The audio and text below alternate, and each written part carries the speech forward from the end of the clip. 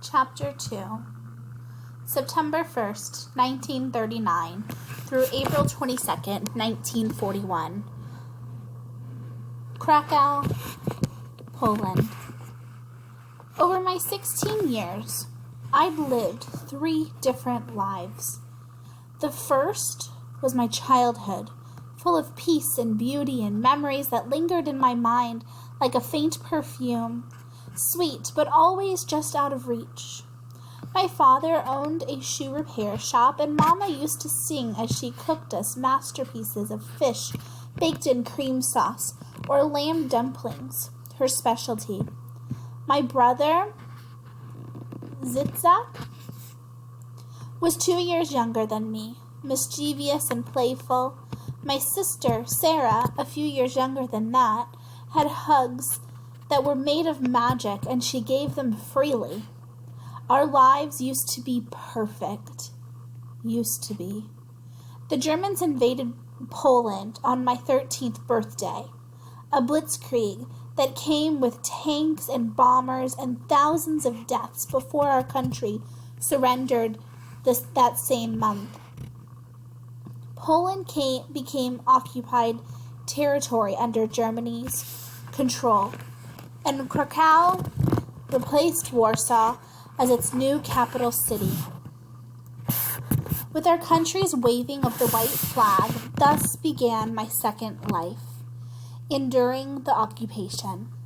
New laws and regulations were immediately instituted, most of them targeting my people. German tanks rolled through the streets, particularly the Jewish quarters, issuing orders through bullhorns that all Jews must register with the new government. "Don't do it," I warned my parents. "Don't give them our names." "You heard them." Papa always preferred to be cautious. "The penalty for refusing to register is death." Maybe it was, but I had a terrible feeling that the penalty for registration was also death. Within weeks, the invaders barged through our front door with orders to search all Jewish homes. They combed meticulously through our drawers and cupboards and wardrobes, even cut open the mattress on Sarah's bed to search inside it. Officially, they took our jewelry and foreign currencies, which we were forbidden to keep. Unofficially, they took anything they wanted. My mother's fur coat that had been an anniversary gift from Papa, a violin that Yitzhak had saved up for months to buy. They tossed our prayer books into the square and burned them, simply because they could. At the time, I'd been relieved, thinking that they had taken nothing from me. But they would. Very soon, they would take everything.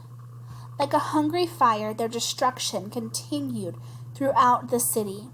Our national monuments were looted, synagogues were burned, and the bronze statues of our national poet, Adam Maginsky, was taken for scrap metal. 1 month later, forced labor began. Jews were made to dig ditches, pave roads, and drain swamps. If they were paid at all, it was with a mouthful of bread and little more. Papa and I were on the street one day when I happened to look down at a man cleaning out sewage from a broken pipe.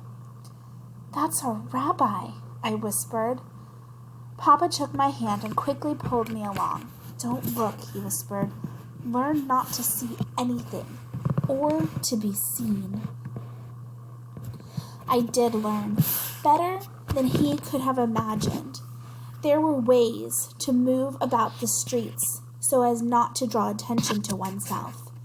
Those who did it well got home safely each night. I perfected it, which was important because I also learned that the Nazis held us in particular contempt. They wanted the Poles to see that if they were given the work of animals, we would do the work of animals. They wanted the world to think that we were less than human.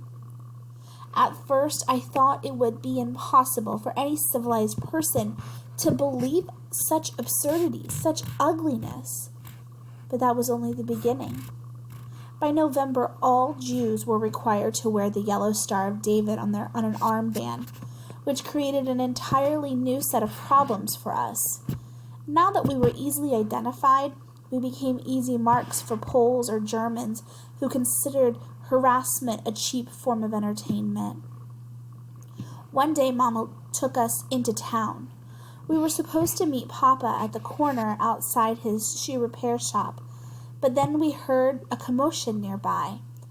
Mama let out a small cry and tried to pull us away, but I recognized my father's black fedora. "No!" I growled as I broke free. "What are they doing?"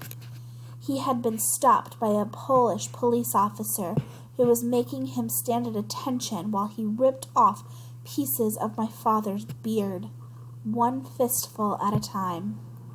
With every tear, my father grunted with pain, but he said nothing and offered no form of resistance. The crowd that had gathered pointed at him and laughed, as if humiliation and pain were some kind of joke. The closer I got, the angrier I became. How could they do such a thing? These were people who had been peaceful towards us in the past. Some had been our friends. I started forward, determined to defend my father, but Yitzhak grabbed me from behind and dragged me away from the crowd. "We have to help him," I said, still fighting. Mama was by my side. Then she spoke firmly.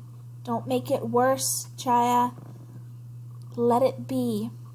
By then the officer had finished with my father, and he was waving the crowd away.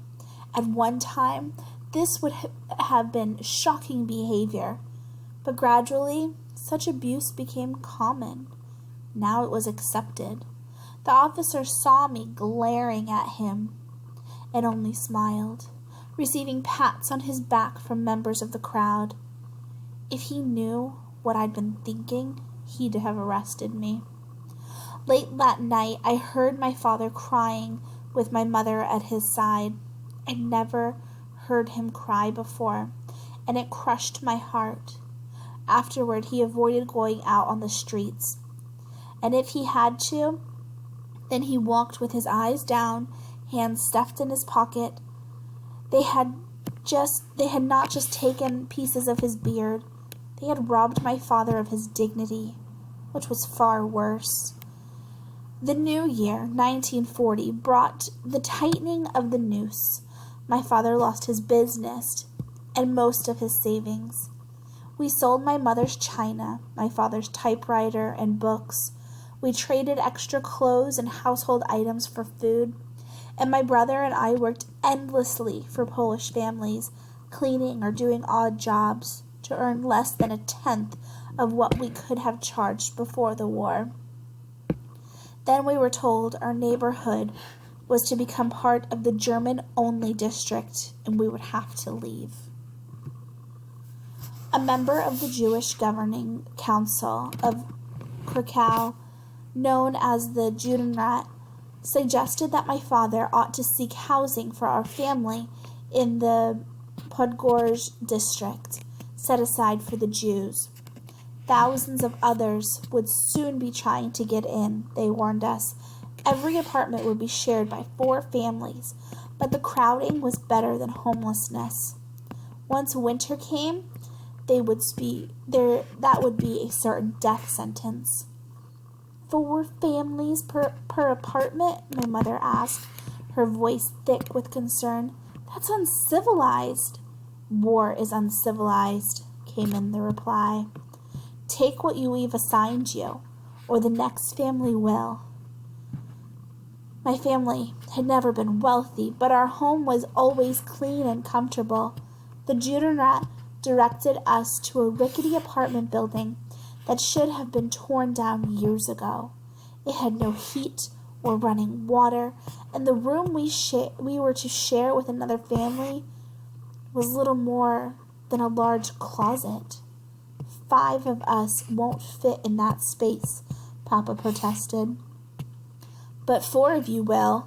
The Judenrat official in front of him shifted his eyes to me, and I will forever remember the tone of his voice as he spoke, without emotion or concern, perhaps already with his soul pieced away to his Nazi overseers. A new order has come from the Germans. Most of the Jews still in Krakow must leave the city. Your daughter's name will be on tomorrow's list. That's when my world caved in. I was being sent away from my family, my city, the only life I'd ever known. My name was only one on a long list. It was the only name I saw through my teary eyes. The next morning, others left mostly by wagon or on foot, hoping to stay with family members elsewhere or to find other ghettos that might admit them. Your grandmother will take you in, if you can get to her home, Papa suggested. If I could. She lived a very long way from us. I can get there, I said, fully aware that I probably couldn't get that far on my own. But from the look in my parents' eyes, they needed to believe I would end up somewhere safe. I hugged each member of my family goodbye, lingering longest with my mother, who couldn't seem to let me go any more than I could release her. Then I picked up my handbag, the remnants of what few possessions I had left, and took my first step into the countryside, entirely alone, with little chance for survival and no idea of where I should go next. Those steps marked the end of my second life. A few days later, my third life began, though in a most unexpected way.